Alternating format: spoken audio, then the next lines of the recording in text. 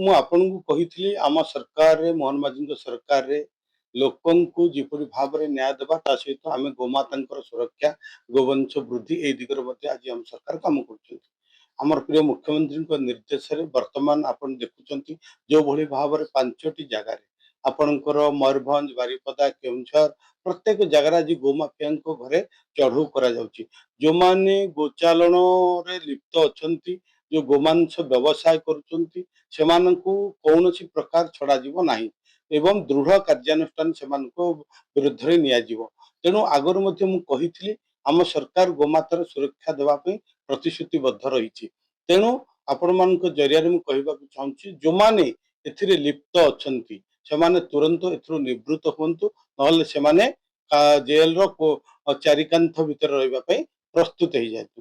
କାହିଁକି ନା ଆମର ଯୋଉଟା ଅସ୍ମିତା ଗୋମାତା ଆମର ଅସ୍ମିତା ସହିତ ଜଡ଼ିତ ଆମର ଧାର୍ମିକ ଭାବନା ସହିତ ଜଡ଼ିତ ସେମାନଙ୍କୁ ଏଇଭଳି ଯଦି କରାଯିବ ତାହେଲେ କାହାରିକୁ ମଧ୍ୟ ଛଡ଼ାଯିବ ନାହିଁ। ଯୋଉ ବିଜେଡି ସରକାରର ଛତ୍ରଛାୟା ତଳେ ରହି ରାଜନେତା ମାନଙ୍କର ପ୍ରୋତ୍ସାହନରେ ଏବଂ କିଛି ଯୋଉ ଅସାଧୁ ସରକାରୀ ଅଫିସର ମାନେ ଏଥିରେ ମଧ୍ୟ ଜଡ଼ିତ ଥିଲେ, କିନ୍ତୁ ଏଇ ସରକାରରେ ସେ ସବୁର ସୁବିଧା ନାହିଁ।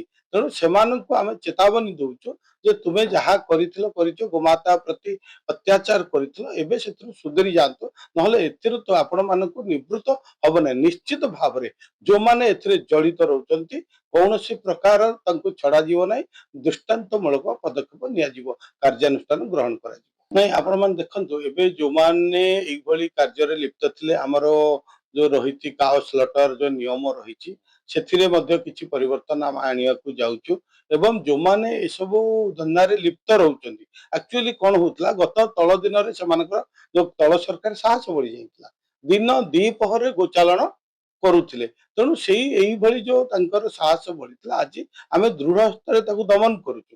ଆଜି ଆପଣମାନେ ଦେଖିବେ, ମୁଁ ଧନ୍ୟବାଦ ଦେବି ପୁଲିସ ବିଭାଗକୁ ଏବଂ ଆମର ଯୋଉମାନେ ଅଫିସର ମାନେ ଅଛନ୍ତି ଏବଂ ତାଙ୍କ ସହିତ ମଧ୍ୟ ଆମର ଆଲୋଚନା ହେଇଥିଲା ବିଭିନ୍ନ ଏସପିଙ୍କ ସହିତ ଯେ ଆକୁ ଆମେ କେମିତି ରୋକିବା, କେମିତି ଏମାନଙ୍କ ବିରୋଧରେ କାର୍ଯ୍ୟାନୁଷ୍ଠାନ ନେବା।